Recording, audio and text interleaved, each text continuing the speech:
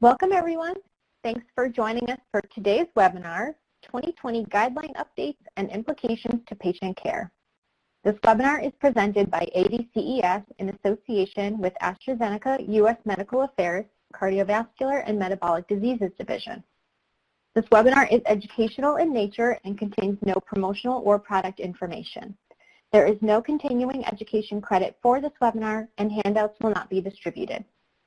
If you would like to ask a question during the presentation, please type it into the Q&A box on your screen at any time, and we'll answer as many questions as possible during the Q&A at the end. The disclaimer is on your screen here, but all the material is intended for your medical education purposes only. So I'd like to introduce our moderator today, Dr. Ted Okerson. Dr. Okerson currently serves as a senior field physician within the Biopharmaceuticals U.S. Medical Team for AstraZeneca's Division of Cardiovascular and Metabolic Diseases. Dr. Okerson has a diverse medical and scientific background with over 15 years of full-time clinical practice and leadership experience.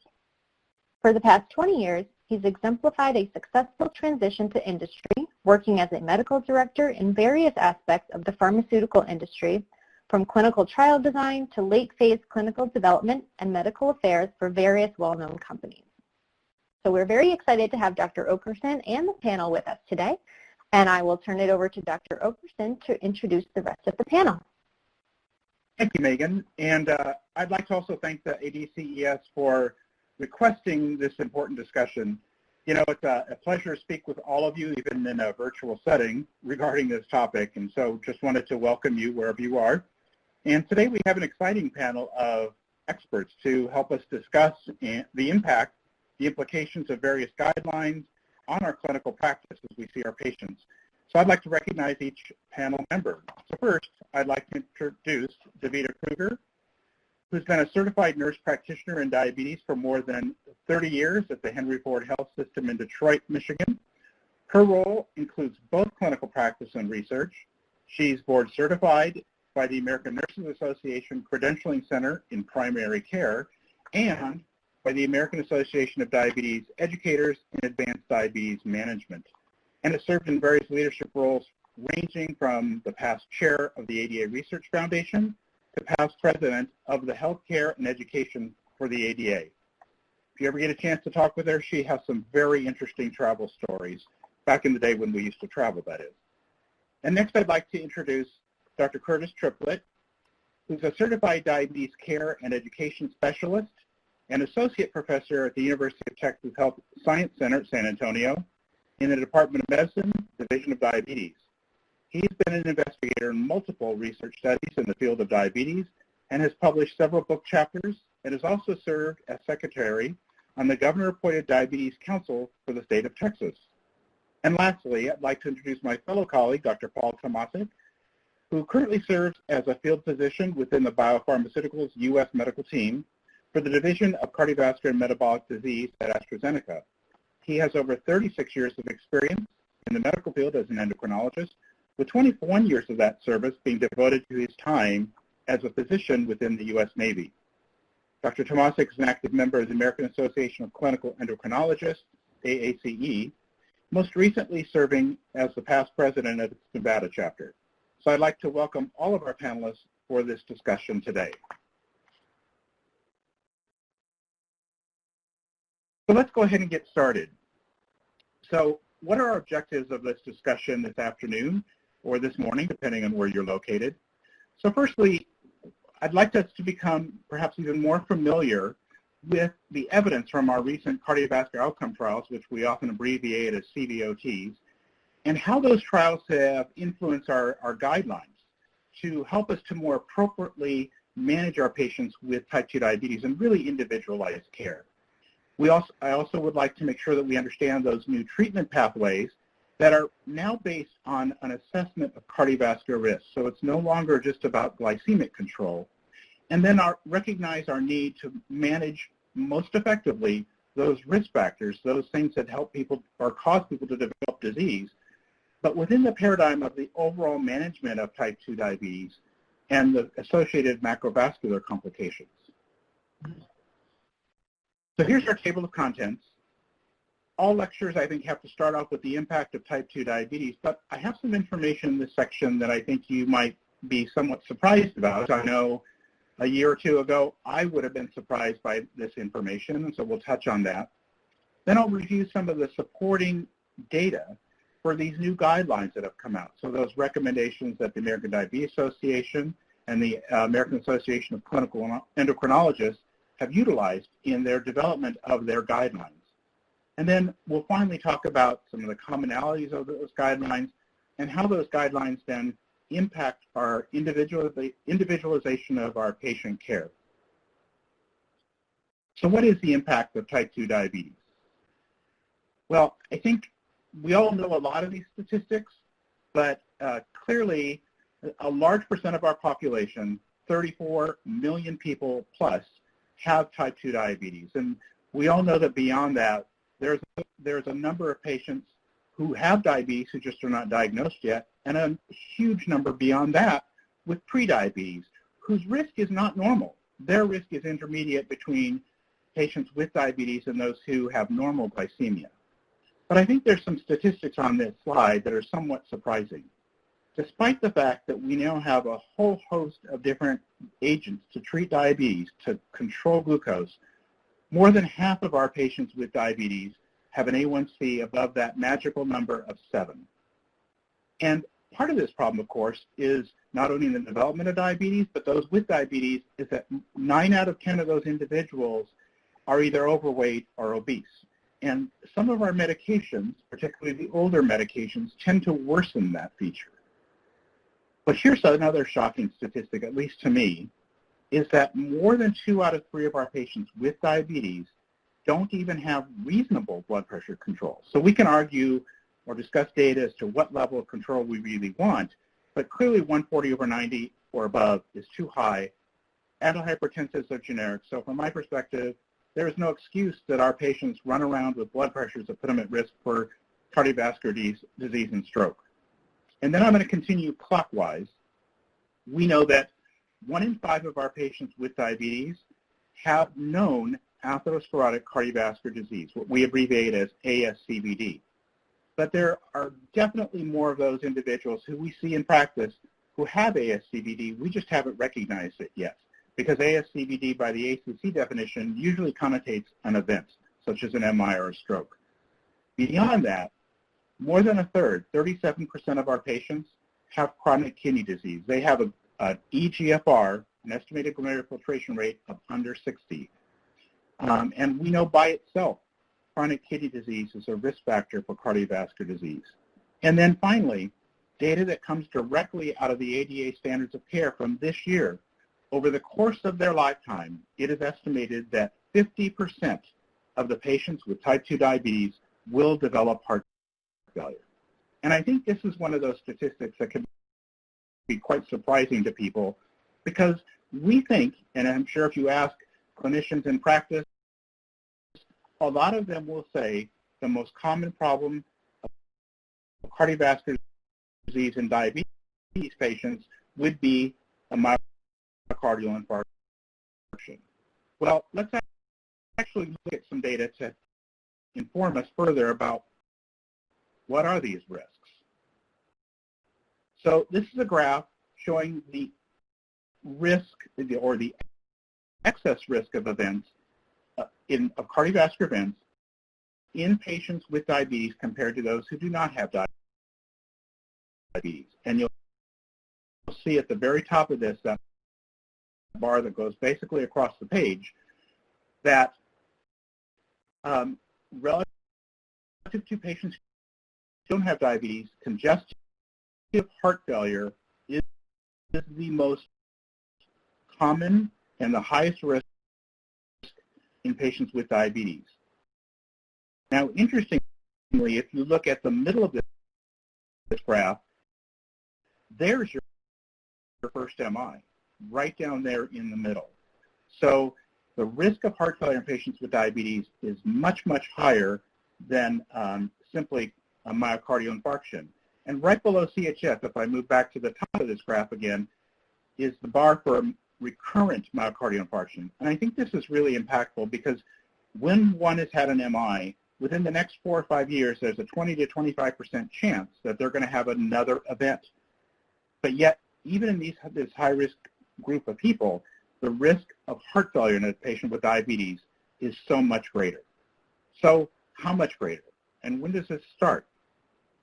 Well, here's 2 pieces of information that I think you will find interesting. So on the left is a graph with the x-axis of age and the y-axis of the incidence of heart failure. And in the blue is patients with type 2 diabetes. The green line is those who do not have diabetes.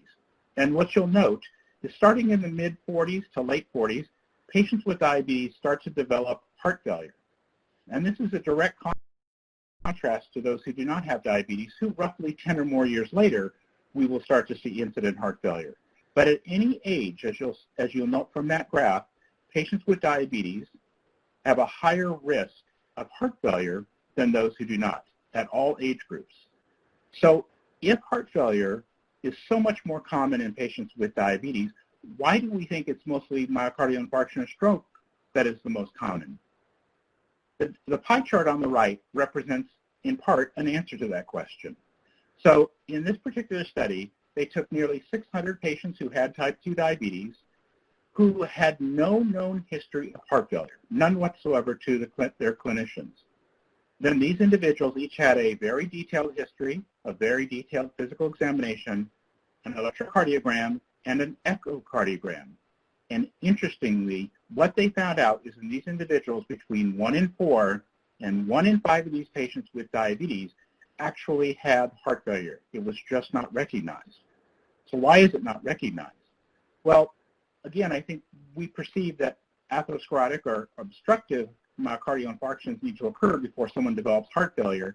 But we know that in people who have diabetes of 5 to 7, 10 years in duration, more than 2 out of 3 of those individuals will already have stage B cardiac dysfunction. Their heart is already abnormal. They just haven't developed symptoms yet. But if we ask really good questions, such as fatigue, well, Mr. Jones, why aren't you gardening anymore? Well, doc, I just get too tired. I'm too fatigued to garden. So we all clearly know orthopnea. We all know dyspnea on exertion.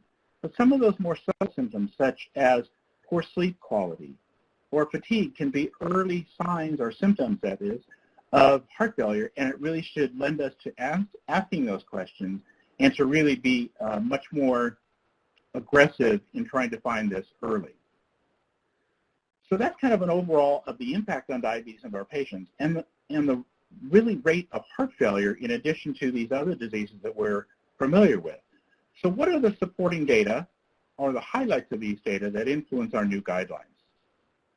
Well, if we take back in a historical perspective, it's been an interesting past 30 years or so. Throughout the 90s to early 2000s, the evidence that lowering glucose really made a difference on cardiovascular disease risk reduction was somewhat inconclusive. And I think we had started to recall with the UK PDS trial, which were new onset patients with diabetes, new onset diabetes. And after 5 years, it showed a reduction in microvascular, but it didn't quite meet the statistical significance for macrovascular disease. Interestingly, if you follow those patients now over 10 years or so, Rory Holman published a paper in the New England Journal about 10 years ago, which described that after long-term follow-up, indeed, we do actually see a reduction in myocardial infarction and all-cause death. Back in the 90s, the FDA used A1C as a basis for approval of drugs, but then there was the rosiglitazone controversy back in the early to mid-2000s, which has been largely debunked, but it did call into question the safety of agents to treat diabetes, the cardiovascular safety. So the FDA then, in 2008, published guidance for industry which recommended that before drugs were approved, and certainly after approval, we need to have a cardiovascular risk assessment to make sure that they were safe. And in reality, this actually probably proved very beneficial for our patients with diabetes. But as a result of this guidance, there is a plethora of studies that are called cardiovascular outcome trials, or CVOTs as we abbreviate them, looking at a multitude of classes of diabetes drugs. So in the light blue are DPP-4 inhibitors. Most of these studies were basically neutral, showing cardiovascular safety, except some question of potentially an increased risk of heart failure. from one study. In the red boxes are a multitude of studies, a lot of them being more recent in the SGLT2 inhibitor class. There's also a whole wealth of studies with GLP-1 receptor agonists, study with insulin, study with TZDs, and even one with alpha-glucosidase inhibitors, something that we don't use a lot here in the United States. So there's a lot of studies that have helped to inform our guidelines as to how to not only optimize glucose control, but improve their risk of cardiovascular disease and death. Today, though, we're going to focus mostly on the SGLT2 studies in red and the GLP-1 studies in orange, because as you'll see from the guidelines, these are throughout all different categories of our ADA and ACE guidelines. So when you're looking at cardiovascular outcome trials, it's sometimes difficult to compare across different studies because these studies look at different populations of individuals. So on the left 40% of your slide, we look at the 4 studies on SGLT2 inhibitors. The green represents patients who have established disease. We know they have established cardiovascular disease. The blue represents patients who just have risk factors. And so you'll note that EMPA-REG and VERTIS basically studied everybody who had known disease, whereas CANVAS had 2/3 with disease and DECLARE only 40%. So there's quite a difference in the patients with risk factors compared to those with established disease. And this is important not just for diabetes drugs, lipid agents, other drugs we use to treat cardiovascular illnesses. In general, the sicker the patients we study, the faster you reach those number of endpoints, the number of outcomes, and the greater potential to show a greater difference. On the right, 60% of the slide, are the GLP-1 receptor agonist studies. And again, you'll note here, most of the studies investigated people with cardiovascular disease, but there's still quite a bit of variability in these studies, with one, rewind, having more than 2 out of 3 patients with simply risk factors. So how does this impact results? Well, to look at this, investigators often, or researchers will often use a meta-analysis. And so this graph that we're showing is traditionally called a forest plot. It's supposed to look somewhat like a tree. I don't know how one tree makes up a forest, but it's still called a forest plot. And let me just review this, how you interpret this, to make sure that we're all on the same page. So this line here is called the line of unity. If a bar touches that line of unity, as it does here, that value is considered not significant. To the left favors one approach, in this case GLP-1s. To the right, it favors the other approach, which in this case is placebo. The circle represented here is basically the mean of each study, and then the bars going from one end to the other horizontally, those are the confidence intervals.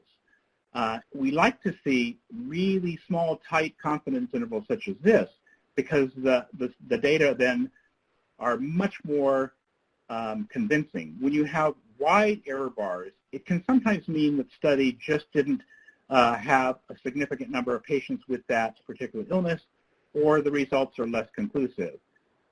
But remember then that in these particular studies, there was a variety of patients that were actually investigated, from a large percent with cardiovascular disease to a large percent without. So what we'll do then is break them down into those 2 different categories. So on the top half of this slide, you'll see these same GLP-1 receptor agonist studies in patients with established cardiovascular disease. And what we use these forest plots to do is to say, in general, is there a benefit to this class? And yes, indeed, as I'm showing you with my arrow, overall, these studies show a 14% relative risk reduction in patients who have established disease when you use a GLP-1 receptor agonist. And in contrast, remembering, though, that most of the patients in these studies did not have risk factors, they had disease, you'll see a much more variable effect when we look at those with multiple risk factors. Yet the point estimate, which again is this round circle, still says mostly benefit, but it's not statistically significant. So it helps us to understand that clearly people who have established disease will benefit from these agents. Then let's switch over to SGLT2 inhibitors. Now, here we have fewer studies to choose from at the time of this meta-analysis, but on the top half, again, we will look at patients who have established disease, and you'll note that the point estimate, this gray bar in the middle of your screen, shows that there is a 24% relative risk reduction using an SGLT2 inhibitor in patients who have established disease. In patients who are at risk, who only have risk factors, you'll note the blue triangle at the bottom gray bar does touch that line of unity, but still shows a 16% risk reduction. Now, there's one more component of a forest plot that I need to explain to you, and that is right here, this P for interaction. So what we typically do then is we do a statistical analysis of the studies at the top and the studies at the bottom and do a statistical analysis. Is there a difference between these two groups? In this case, the P for interaction is not significant, so we would have to conclude that based on these data that the effect is similar whether patients have established disease or at risk or have major risk factors. Should this P for interaction have been statistically significant under 0.05, then we would have to hypothesize in such a manner as, if there is a difference between these two groups, why would there be a difference? And then we need to formally test that with another study. So let's move on to renal data. So those were cardiovascular data. When you look at SGLT2 inhibitors on a renal composite, here the evidence is extremely convincing. You'll note that the top gray bar, the middle gray bar here, patients who have established disease have a dramatic 44% reduction in the renal composite, which is typically doubling of serum creatinine, end-stage renal disease, or renal death. But there's a similar value when you look down here in patients who have only risk factors. Again, a 46% reduction in the renal composite. But we talked about heart failure at the beginning of this lecture. How do these drugs work for heart failure? And here again, I think you'll see very, very dramatic results. So that there is a 29% reduction in patients in hospitalizations for heart failure, HHF, in patients on an SGLT2 with disease, and a very similar, perhaps even greater risk reduction in people who are at just risk for this disease. These people may not have known disease, yet we can reduce their risk of hospitalization by 36% by the use of an SGLT2 inhibitor. And we know that what happens with heart failure can certainly impact patients' quality of life and as well as require a whole host of additional medications. So keeping people out of the hospital, keeping them from developing heart failure is important. Let me just highlight for you, before we move on to guidelines, one of a recent study that just came out in heart failure, which is quite remarkable. So this is a study called DAPHF. It looks at the SGLT2 inhibitor dapagliflozin, or Forxiga, in patients who have reduced ejection fraction heart failure, something we used to call systolic heart failure. So these are patients who have an ejection fraction of under 40 who have a history of heart failure. Now, there's some key points about how this study is designed that is very unique. One is we are using a drug for diabetes in patients with heart failure, whether or not those patients have diabetes. And in fact, in this particular study, 55% of the patients did not have diabetes. So the investigators were instructed to optimize background therapy, ACEs, ARBs, and Entresto, beta blockers. In addition, they were asked to add or titrate a mineralocorticoid receptor antagonist such as spironolactone or eplerenone, optimize the doses after they were stable on the best we could do. Then these patients were randomized to either dapagliflozin or placebo. And here's what's remarkable. In just 28 days, there was a highly statistically significant difference in these two groups. So that in just 28 days, patients who were given dapagliflozin had a significantly reduced risk of cardiovascular death and worsening heart failure. And then when you carry this out over the course of the trial, there was a 26% relative risk reduction, which which is a 4.9 absolute risk reduction and a number needed to treat to prevent a cardiovascular death or worsening heart failure of 21. Now, I want to call your attention to the right hand of this slide, looking at our little forest plot again, because remember I mentioned that 55% of these patients did not have diabetes. But yet, when you look at patients with diabetes or those without diabetes, the effect of dapagliflozin on reducing cardiovascular death or worsening heart failure was the same. And there were no new safety signals. So here we have a drug that we thought was just for diabetes is now being used as a treatment for heart failure. And moreover, interestingly, on additional data that was presented from this study at the recently completed American Diabetes Association meetings, there was a 32% reduction in new onset diabetes in those patients who did not have diabetes at baseline. So now dapagliflozin is recommended at the highest level in the ADA standards of care based on these findings. So let's talk about those standards of care briefly. So one thing I really like about both ADA and ACE is now we're looking at the patient, and we're tailoring our A1C based on a number of factors which are listed on the left. So things like hypoglycemia, if there's a high risk in these of adverse events, we may want to be a little less stringent, or if they've had long-standing diabetes duration where it's harder to control. If they have a shorter life expectancy or severe comorbidities, we can be a little less stringent on their A1C. Similarly, if they have severe vascular complications. But on the reverse case, if they have a lower risk, we should really be much more aggressive. The patient preference, certainly that plays a role because we want our patients to adhere to our therapy, but you as educators know a lot of patients just don't want to do anything about it, and it's up to us to really help them understand why we're treating them and that this is basically an insurance policy so that hopefully they are lower risk of cardiovascular disease. And certainly we need to consider their resources and their support system. So there's kind of a cycle, a decision cycle, if you will, on how we manage our patients. We assess all these characteristics, that some of which I've talked about. What factors are most important to our patients that we need to use to impact our choice of therapy? And this includes those things we talked about, but also their risk of disease. And then we look at shared decision making. We talk to our patients and make sure that we're all on board. We work together as a team on this decision. And this is something, as educators, you might need to help us older physicians to figure out that we need to do a better job of this. And then we agree with our patients on a management plan. We implement that plan, and then we follow them. We make sure and provide them the support that they need.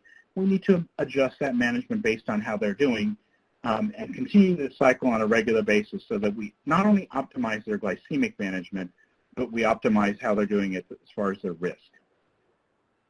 So let's take a look really briefly on the overall approach. So as you would expect, we start with lifestyle.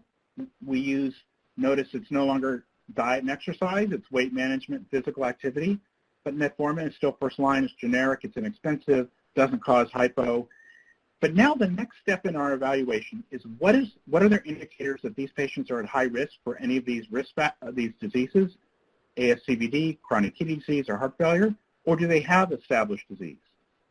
If they do, which I would have to tell you is probably going to be the majority of your patients, then what's next is independent of their baseline A1C or their individualized A1C target.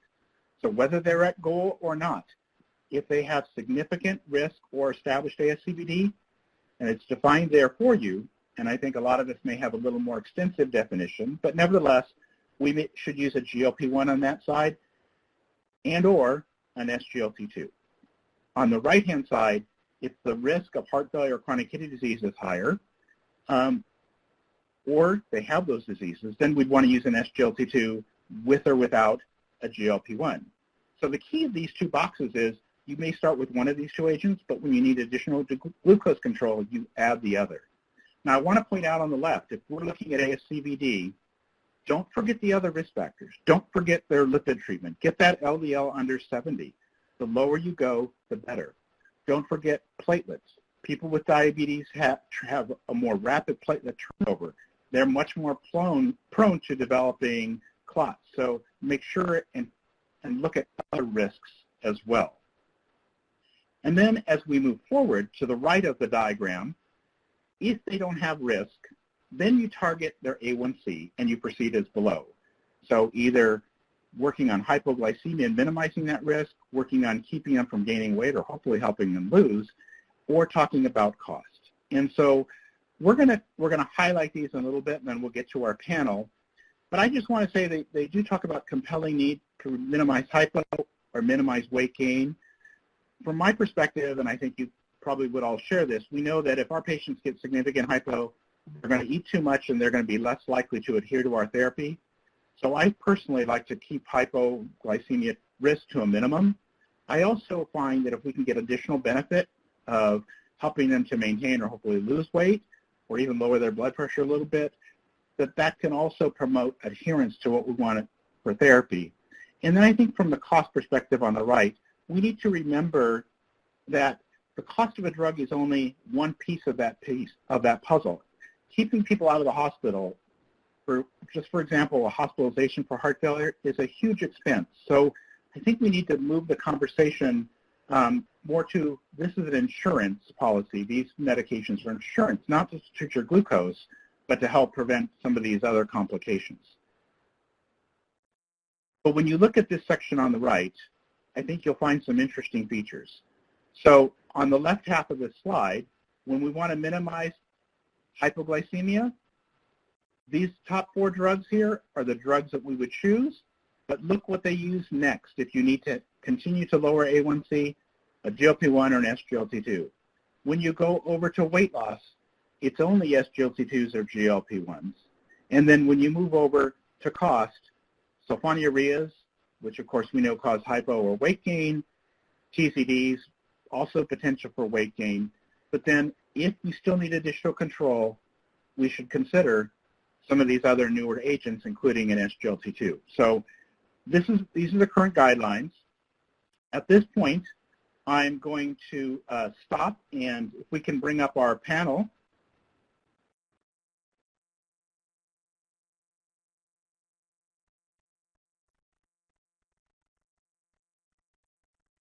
Right.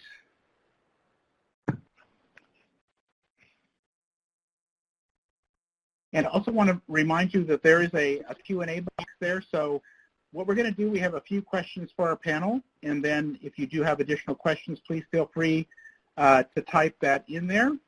And we will hopefully get to some of those questions as we go through this event. So I'm going to give this first question to Dr. Triplett. So Curtis, as we've reviewed the data, the guidelines, we continue to observe that diabetes is associated with higher cardiovascular risk based on your experience and recent data at the ADA. What's your recommendation for screening and treatment of these modifiable risk factors for cardiovascular disease? And how does weight loss play a role here? Well, I think it's a great question. And one of the things that we do as we move through kind of the modifiable risk factors is, of course, those are our focus because those are the only things we have to modify in our patients. For decades now, we've known blood pressure and lipids are very important for our patients, and it's something that we need to continue to address.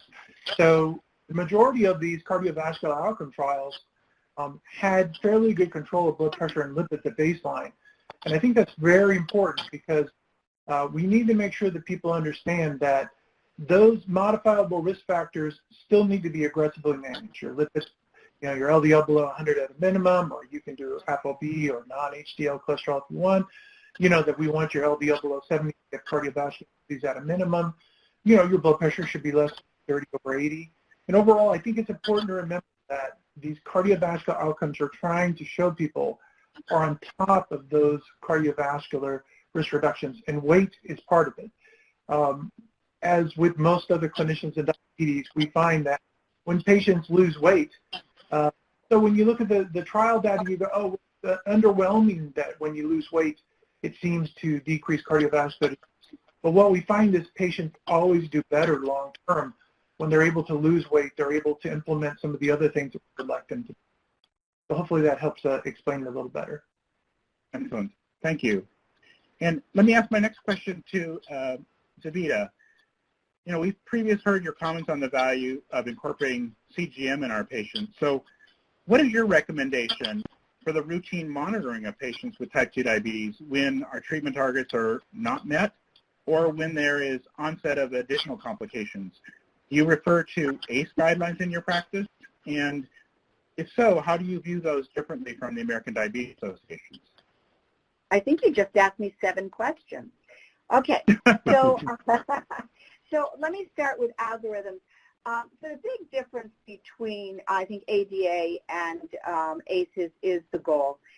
It's less than 6.5 for ACEs and less than 7% for the American Diabetes Association. However, both of them say to individualize. And so I think we're really at the same place in terms of A1C guidelines. You look at the person in front of you, you make the best decision for their age, their risk factors, what you can modify, the medications, the risk of hypoglycemia, and all of those things. And so I really don't think there's that much different. We're all going to talk about lifestyle changes. We're all going to pick drugs that avoid hypoglycemia, avoid weight gain. So I think that they really are quite close. And I think most of us pick one and stay with it.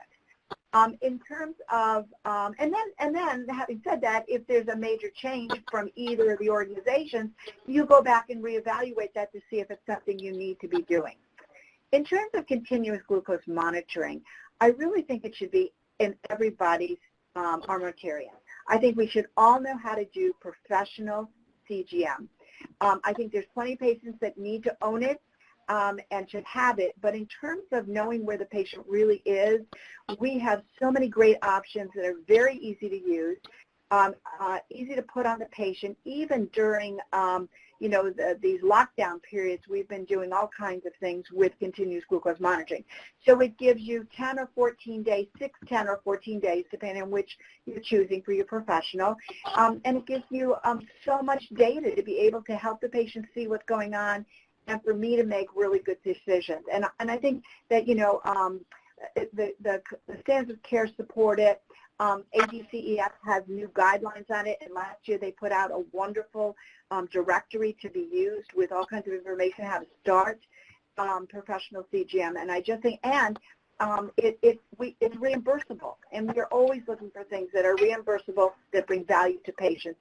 So absolutely, I think that every patient should have an opportunity. We should be giving them professional CGM, and for those that it's appropriate, getting them personal. And professional CGM, I've not found very many places where you can't get reimbursed. Excellent. Thank you. Let me address next question to Dr. Tomasik. So what are your thoughts on the ACE guidelines versus the ADA guidelines from an endocrinologist perspective? Commonalities, differences? Well, thank you, Ted, and thank you for the excellent question. And it's a big and important question for those of us who use both guidelines. And I know you have the ACE algorithm shown for the first time. But let me just comment first on the ADA that we covered. So both ADA and ACE now do emphasize choosing agents based on patient characteristics, which is their commonality. ASCVD, high risk for ASCVD, heart failure, CKD. Now, Davida already mentioned that there is a difference that's been rather longstanding between the two organizations and their recommendations with an A1C target, with ADA recommending less than 7.0% A1C for most patients, with ACE recommending less than or equal to 6.5% for most patients, based on ACE interpretation of some of the intensification of treatment studies that showed perhaps some benefit for less microvascular complications with the lower A1C level. And then there's also a difference between the two organizations in that ACE for some time now has recommended initiating dual therapy, which you'll see in the middle of the slide that you're looking at right now, dual therapy when an A1C is greater than or equal to 7.5%. And in more recent years, ADA has added the idea of dual therapy for patients that are above 1.5 to 2.0% A1C target. So the guidelines are beginning to come together there. So one difference that does exist, at least with a newly diagnosed patient with type 2 diabetes and with the initiation of therapy in patients who are treatment naive for diabetes, is, as you saw on the previous algorithm for the ADA, metformin is still considered first line for type 2 diabetes for initial treatment, so long as the patient does not have contraindications. Whereas in the algorithm that you see on the screen before you right now, if you look in that blue box between monotherapy and dual therapy, where ACE discussed their description of making independent of glycemic control medication choices based on patient characteristics, there is language within the ACE executive summary that does describe that if you are initiating a glycemic agent for the first time and patients do have these characteristics, you can consider going to a GLP-1 receptor agonist or SGLT2 inhibitor first. And without going into a lot of detail, but just briefly describing, there are some differences in the actual documents between the two organizations in terms of blood pressure level to initiate treatment, ADA initiate treatment to get below 140 over 90, whereas ACE is 130 over 80. There are some differences in terms of secondary prevention targets in terms of lipids with ADA, trying to get that patient below 70, whereas ACE does have now an extreme risk category that most patients with diabetes with atherosclerotic cardiovascular disease would fall, and the extreme risk goal is an LDL less than 55. And also, it was mentioned earlier in the discussion, Ted, when you commented on antiplatelet therapy. In the ADA standards of care, there is a quite detailed discussion of choosing antiplatelet therapy for your patient, whether it's aspirin or perhaps a P2Y12 inhibitor, whereas the ACE executive summary, a shorter document for sure, does not go into a discussion of antiplatelet therapy.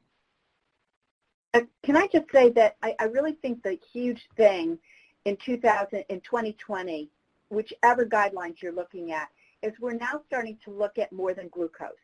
So it's really all about the comorbids. It's all about protecting the patient from cardiovascular disease, heart failure, kidney disease. And to me, that's what's most important with either one that you pick, that the focus is not just on glucose. Just by the fact that the American Diabetes Association is saying, independent of A1C, these medications should be utilized. And the fact that throughout each of these algorithms, whichever you use, no matter where you look, SGLT2 inhibitor, GLP-1, SG2, so every patient should also be benefited an opportunity to be on one or both of these medications. To me, that's the big deal, is that we're now saying, look at the comorbids, look at more than just glucose lowering, and please give these patients these drugs. And if they can tolerate metformin, fine. If they can't, jump over that and get them on these drugs. All right, very good. Thank you. So I'm just going to address this one to the panel. So, given what we've learned today regarding the guidelines, let me just take a look at the different profiles of the different agents. Oops, I thought I'm going forward.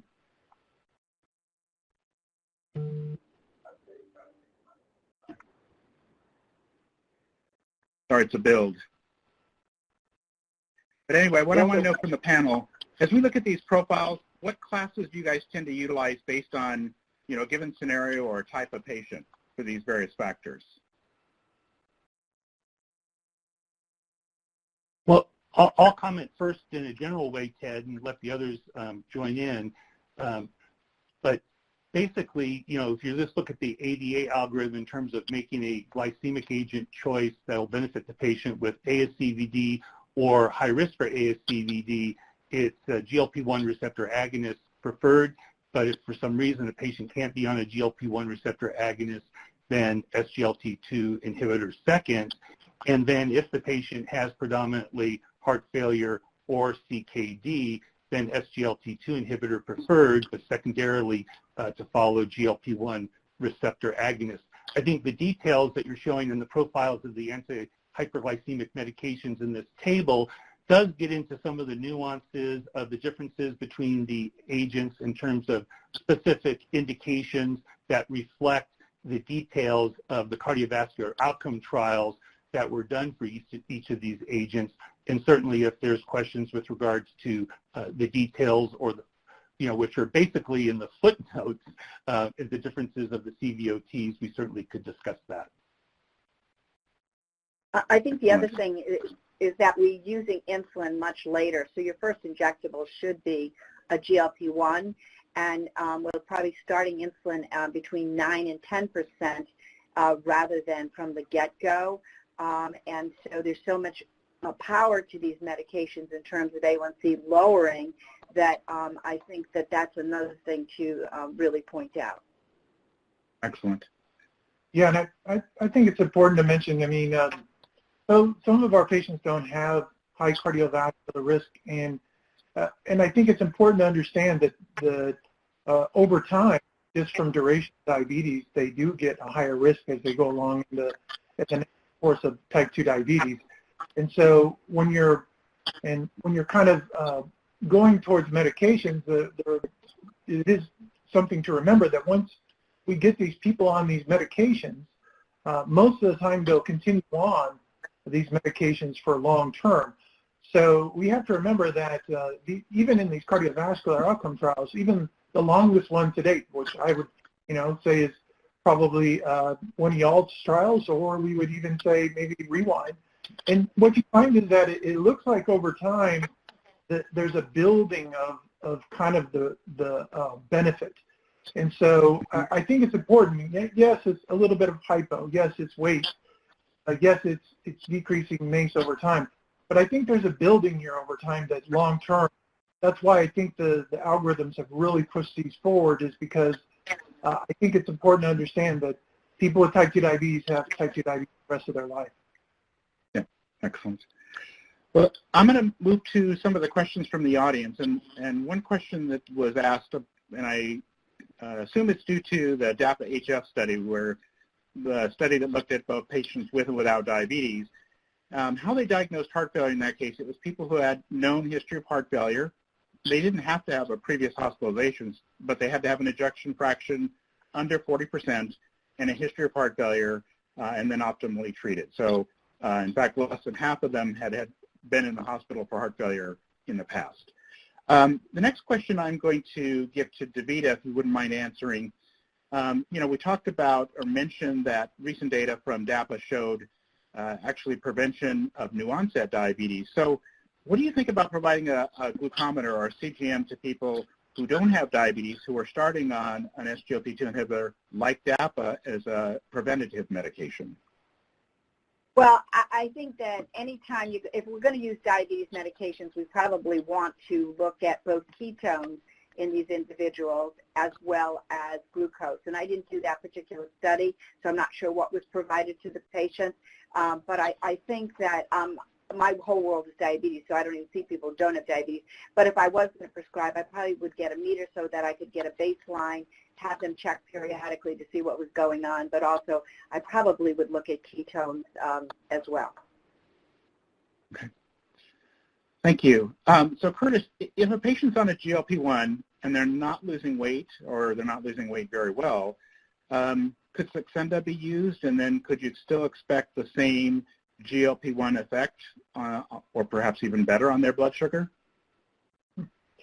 Well, the quick answer to that is yes. You have to remember indications, and I think that's in this particular case that it is important to understand that Saxenda is approved for the treatment of obesity, but not for type 2 diabetes, whereas, of course, Victoza, and I have to use a brand name, I apologize, to make sure there's a difference between the two. But the Victoza is approved for type 2, but not for weight loss. And the reason I mention it is because if you're on the maximum dose for type 2 diabetes, there is another dose that you can go for obesity treatment. And with that obesity treatment, you should find additional weight loss and a modest reduction in A1C. It's not a doubling. You're not going to see something that someone was A1C went down by 1% and now it's 2%. So I think we need to be reasonable with that. There is a law of diminishing returns as you go up in the dose of these medications. So we would expect a little more weight loss. And I think that's what the person is trying to say is just remember, though, the coverage the person has insurance may be quite different for a obesity drug versus a type 2 diabetes medication. And that needs to be front and center in your thought process. Mm-hmm. I would point out, too, that this is where lifestyle changes are humongous when we're prescribing some of these medications. They're not for weight reduction, but we can see weight reduction. But if we couple it with lifestyle changes, that's all the better for the patient. And so if they're not seeing weight loss, then we have to look at what the food intake is as well. And activity. And just one more counterpoint too there. I mean, as a pharmacist, one of the things that we found, and I know it's out there in the literature now quite clearly, is that adding the SGLT2 can sometimes give you almost exponential weight loss on top of the GLP-1. So I also encourage you to consider that therapy if you can. Okay. So a follow-up question, Curtis, to you is, so can you use a GLP-1 agonist and a DPP-4 together? Oh, I don't think this chart is speaking to combination therapy per se. I think you still have to individualize therapy. I don't think this chart is trying to tell you to prescribe a DPP-4 inhibitor in combination with a GLP receptor agonist. The data with that combination, though there is A1C reduction, I think it's modest and it's very expensive for your patient. And so in general, I would not recommend that combination. Thank you. So, we've talked about, I think in general what we're trying to say then is really people should be on an SGLT2 or GLP-1 and probably even both. Well, granted, whichever one of those that you may choose, these are branded drugs. So DaVita or anybody else on the panel, how do you handle this cost issue, especially when people have, high copays? How do we address that issue? So the high copay isn't as much an issue as the annual deductible, because it's really hard to get out from under the $2,000, $4,000. Some people have $6,000 annual deductible, and before they need it, anything they do, if I give them insulin, if I give them a GLP-1, that's going to be devastating, and copay charges aren't going to bring that down. So that's one issue. And so some of the companies, the full amount of the drug cost goes towards the deductible. So some patients say, well, I have to make my deductible, I'm okay.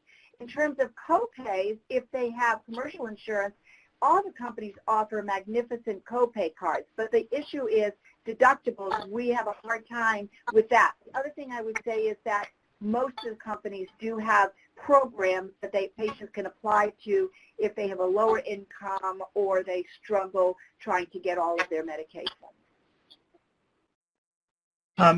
One other quick question, and anybody can pick this one up, but we looked at the different studies, the outcome studies, and they had different populations. And we don't have all the data from Virtus, for example, in the SGLT2 inhibitor class, but their outcome study, despite being all ASCVD, was basically neutral versus EMPA-REG, which was positive. So do you feel that in the SGLT2s and the GLP-1s, are these all class effects, or do you think there's differences? Whoever in the panel would like to answer that, or your thoughts? Well, I hope and pray that they are class effects, since the insurance companies are the ones who tell me which I can use. And given the fact that when you look at how many people had cardiovascular disease in each of the studies, had they all had the same amount, we may have seen the same exact outcomes. So if you have, say, 37% versus 100%, and all of your people have cardiovascular disease, it's hard to show a primary prevention. So in my heart of heart, I'm thinking that all of these, I'm hoping, are class, so that when I have to use whichever one, not that have to, but this is what I'm told for this insurance, that my patients are going to get magnificent benefit, because that's what we're seeing in these classes. The other comment I would make is that remember that these drugs both have more benefit than glucose lowering. So if you're not at the point of getting the exact glucose lowering, because you have, say, a lower GFR for an SGLT2 inhibitor will still give you prevention of heart failure, and it'll still give you prevention of renal disease, but it may not get the A1C where you want it. Don't remove the drug. Give them the benefit of that and add something else, because we want all the benefits, the cardiovascular, heart failure, and renal protection, and same thing on the GLP-1. Excellent. Quick question, you guys, for the panel. So let's say you have a patient with diabetes, maybe they have a little bit of CKD, but they have diastolic dysfunction or HFpEF. So in that type of patient, would you use an SGLT2 or GLP-1 first? Do you have a preference? I know that we don't really have data yet, but what are your thoughts?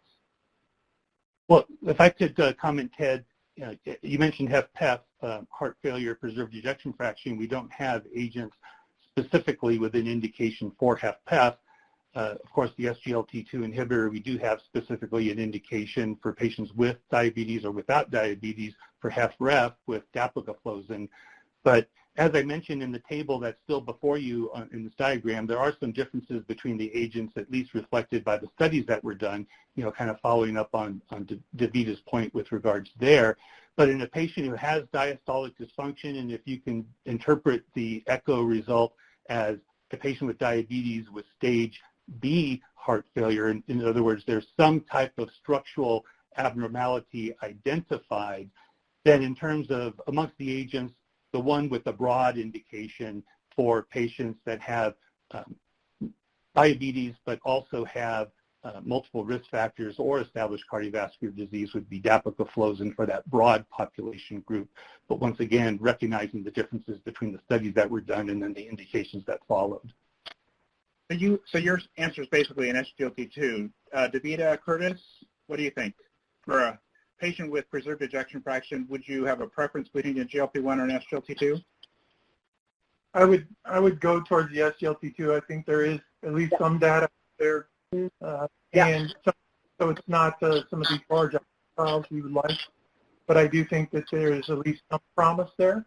And I think that until some of the large clinical trials come out, and because there are 0 approved treatments in this area, you have to go with things that are showing at least some promise. And that's why, especially y'all cardiologists, get into a real conundrum when you get HFpEF patients. And I just want to also say about my comment about the SGLT2 inhibitors and GLP-1, that there are on-label GFRs that each of those drugs can be used. And even in my hopes and dreams, I realized that was half of an on-label, half of an off-label comment. But in my own clinical practice, that would be how I would handle the use of these medications because of my comfort level with the drugs. Very good. Okay. I don't know if we covered this, but what are your thoughts about primary prevention? Gosh, primary prevention with regards to ASCVD risk? And heart failure or CKD? Well, I'll just, this may be a good time to just reflect briefly on what the ACC-AHA has recommended for primary prevention. And I know we had a slide that touched on a few of those comments, but the ACC-AHA in 2019 did develop a primary prevention algorithm for those patients with type 2 diabetes. And it did recognize that in addition to aggressively looking at lifestyle management and risk factors, and that most patients already with a diagnosis of type 2 diabetes would be on metformin, it does recommend from the ACC-AHA standpoint, once again, in a primary prevention population, that you could choose an SGLT2 inhibitor or a GLP-1 receptor agonist to reduce cardiovascular disease risk as well as improve glycemic control. So that's probably a good type summary statement, at least of where the field is going as reflected by what the cardiologists are now publishing and discussing. Agreed. One more point to that, and I know we got to go, but it's important when you're looking at primary prevention too to remember that I think the GLP-1s have stronger data in primary prevention of MACE major adverse cardiovascular events. But you have to remember, if you think the preponderance of the evidence shows that patient's high risk of heart failure, then you should go to the SGLT2. So more of that, you need to think about individualizing the therapy to the underlying risks. Great. Very good. Thank you. I just wanted to point out, too, as far as from the renal perspective really quickly, we have one agent, canagliflozin, that's approved for diabetic nephropathy. We know that there are other studies, one that's been positive, but data aren't out yet, and others that are being conducted. And same thing with the HFpEF. So there's so much more information to come in this class that we're looking forward to. So let me just quickly summarize what we've heard today. You know, our guidelines now really focus on centering on each individual patient, not just looking at their A1C goals, but also the choice of our therapy based on what their risk factors are. For ADA, we still have metformin as the initial choice, although we still need to remember the lifestyle management is important. And then after metformin, the choice should be really based on their risk for ASCVD, heart failure, and look at some of those other factors we talked about. So using an SGLT2 and or a GLP-1 is probably worthwhile for all patients. For people who don't have any risks, which are going to be a very small number, then you're really going to be on their preferences based on their weight, their hypoglycemia risk, and their cost concerns. So I want to thank each of our panelists, Davida Kruger, Dr. Curtis Triplett, and Dr. Paul Tomasic, for joining us today. Thank you all for your participation. I hope this was helpful for you, and we thank you for all you do for each of your patients. Thank you, and have a great rest of the conference. Yes, thank you, everyone. We really want to thank our panel and Dr. Okerson for presenting today, and all of you for attending. This webinar was recorded and will be posted on our website at the link that you see on your screen, and it will be available for only 90 days, so make sure you check that out. And then make sure you save the dates for the upcoming webinars in this series, and registration is open for the July 22nd webinar, so you can go to the link again that you see on your screen to find out more information. Thank you all. This concludes today's presentation.